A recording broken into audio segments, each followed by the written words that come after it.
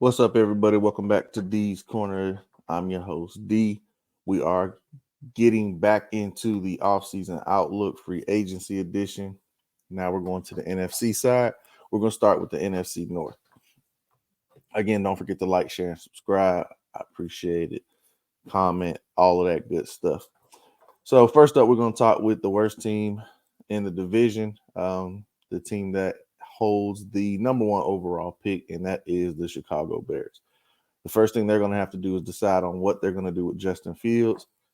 And from talks, it seems as if whatever trade market they assumed they were going to have, maybe it's not out there right now. A lot of people aren't going to try to force over a lot of draft capital for a player that we know you're getting rid of. So I'm sure any offer that has been out there has been probably a third, maybe a fourth round pick. And athletically, he's been able to make some plays. So I think the Bears probably feel like that's not enough. They're needing to find out who is going to be their guy. 9 times out of 10, it's looking like it could be Caleb Williams. So what are we going to do with that if you're the Chicago Bears? Well, first and foremost, you're going to have to go spend some of your money. And if I'm not mistaken, let me look. They have $75 million as well to spend. Now, the thing with the Bears is they are going to have to pick up they're going to have to overload and overspend to get people to want to come play with a rookie quarterback. Or they're going to have to be able to sell the hell out of who Caleb Williams is and who he can be as a rookie. So you're going to want to build up that offensive line around Caleb. You're going to want to get a rushing game going around Caleb. Now, this year there is a lot of free agent running backs. Josh Jacobs, Saquon Barkley, Derrick Henry. I could see Josh Jacobs fitting nicely in the Chicago area as a ground and pound player, someone who's a hard-nosed running back and is trying to get paid. The Bears have a need, but do they pay because the position itself is a declining position? They are going to want to get them some more wide receivers. Now, the thing about the Bears is they don't only hold the first pick, they also hold the 9th overall pick, if I'm not mistaken. The 8th or the 9th overall pick. So they have 2 top 10 draft picks in this draft. So do they want to trade back from that 8th or 9th pick to accumulate more capital? Do they want to go ahead and draft one of these top receivers to build with DJ Moore and Caleb Williams and whoever they sign or whatever they do at the running back position? Or do they want to continue to build up this defense? They signed Montez Sweat. They just signed Jalen Johnson. And they also have Tremaine Edmonds in the middle as the middle linebacker. All of them are on bigger deals. I actually like the pick of Dallas Turner, putting him opposite of Montez Sweat. Now you have 2 booking young athletic freaks on your edge at the defensive end position. And now that allows you to build up the interior with the heavy hog so that you can allow your linebackers to run sideline to sideline. You can contain your edges with Montez Sweat and Dallas Turner. This team obviously is nowhere near competing with Justin Fields or a rookie quarterback, regardless of who the rookie quarterback is. We don't see this team going like the Houston Texans did, seemingly like a terrible position to a playoff team, division winner. I don't see that happening for the Chicago Bears for the simple fact that they still have kept on the same coaching staff. They may have changed the offensive coaching staff, but this is still a defensive-minded coach. He's still going to operate how he sees through the defense. And if they don't build around this quarterback, even if they do build around him, he's still a rookie quarterback. Not every rookie is going to come in and play to the liking of C.J. Stroud. So putting that expectation on Caleb Williams especially if you look at his stats, a lot of fumbles. He does a lot of off script plays, and it's not just his highlights. But I mean, he's capable of it. But when we're talking about the NFL, I just said athletic freaks. He's gonna have a 4-3 defensive end chasing him down, and I know this. He's not a 4-3 style quarterback. So let's go moving on to the next team, which was the Minnesota Vikings. What are we going to do with Kirk Cousins? Are they going to bring back Kirk Cousins? Kirk Cousins has been a magician when it comes to everything that he's done. Every time he's hitting free agency, anytime a contract has come up, Kirk Cousins has been paid one way or another and has done a phenomenal job of accumulating dollars. Now, they did release Alexander Madison, and Daniil Hunter is a top free agent. I don't think he'll be back. But you also have to pay Justin Jefferson, and they have some money to do that. Now, can they pay Justin Jefferson and overpay for Kirk Cousins? I don't think so. They have a top pick, 11. Anyways, they got a top 15 pick. I can't remember off the top of my head. Actually, it's bottom. Let me look.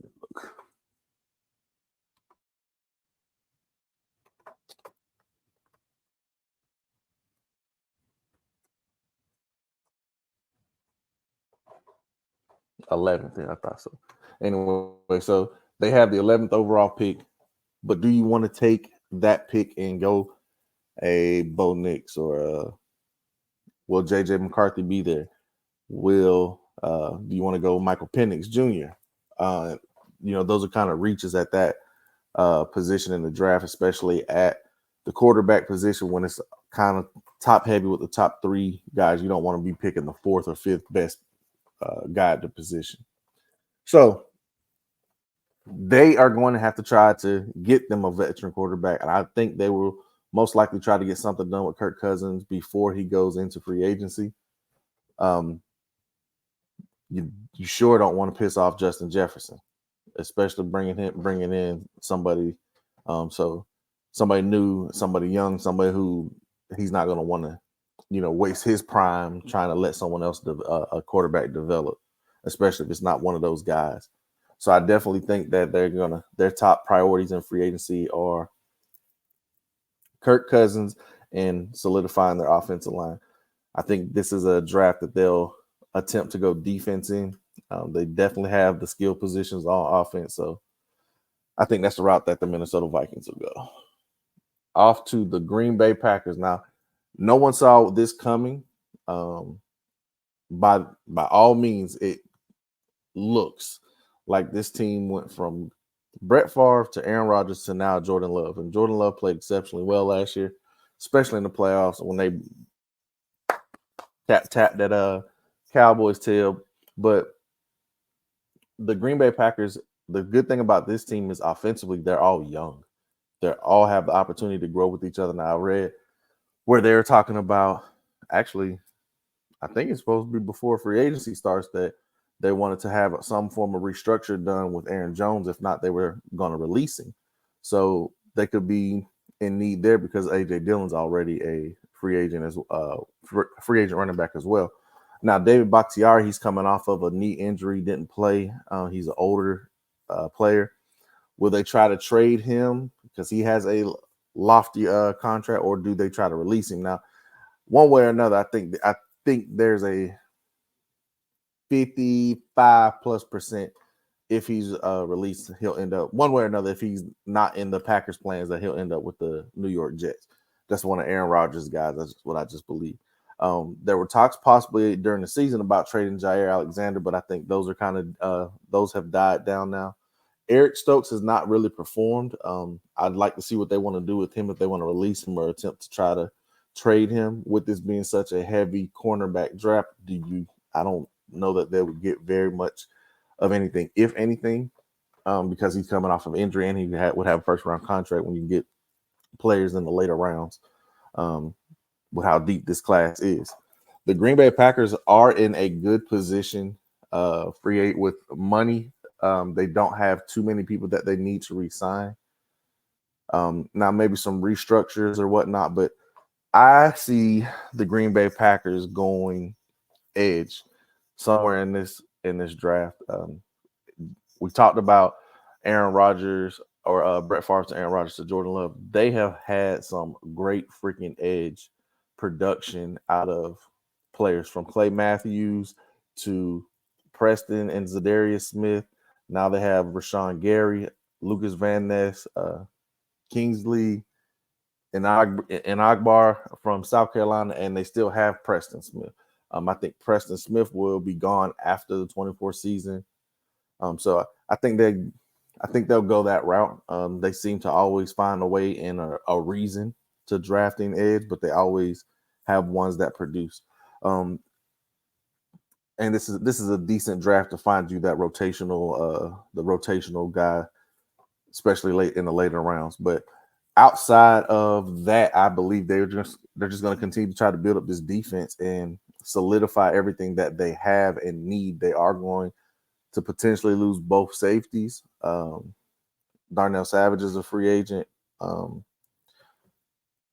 So is Jonathan Owens, as well as Rudy Ford. So safety. But again, this is a deep free agent class now for safety. So they could potentially fill both positions in the free agent market and go best player available in the draft. Coming off a playoff win, coming off a season in which technically should have been a rebuild, Green Bay's in a good position to continue its upward descent or upward ascent and possibly attack and try to come for that division crown from the Detroit Lions, who we're about to talk about now.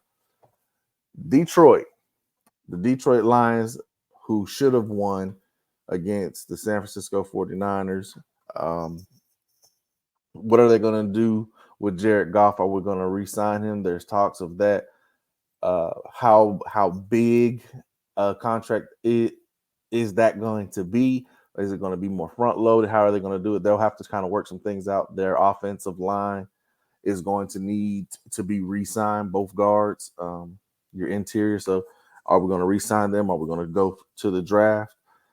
This secondary, not at the safety position, because I believe the safety position is extremely great with CJ Gardner-Johnson, as well as Brian Branch and Kirby Joseph. Like they have, and Alofondu, they have a great core. So I don't know that they'll bring back Chauncey Gardner.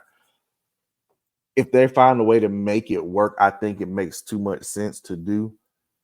I also feel like the Lions should make a trade or make a call for some of these corners that could possibly be on the market. L'Jarius Sneed, obviously. Another one is Marshawn Lattimore. Marshawn Lattimore is a good cornerback. He's just been injured. He may have a big contract, but I'm sure something could be worked out with that if that's the route that they want to go. But if I'm the Detroit Lions, I'm trying to get a hold of one of these veteran cornerbacks. My main target would be L'Jarius Sneed, trying to get him out of Kansas City. You have that he's able to lock down an entire side of the field, and you just continue to build, especially if it doesn't cost you a first round pick. You're able to put somebody across from Aiden Hutchinson, and you're able to build a bully style defense. And this team can be aggressive. Especially when you pair an aggressive style defense with the way this offense can ground and pound and take the shots that they can with the players that they can. I like everything about the Detroit Lions, and I think that this Detroit Lions team is here to stay. However, how long? How long? Because Green Bay is nipping at their heels, and I mean they are coming. Let me know what you guys think. Again, like, share, subscribe, comment. Let me know what I can work on. I'm getting a better camera, and hopefully better backgrounds and whatnot. So just let me know, man. I'm still working. All right, y'all have a good one.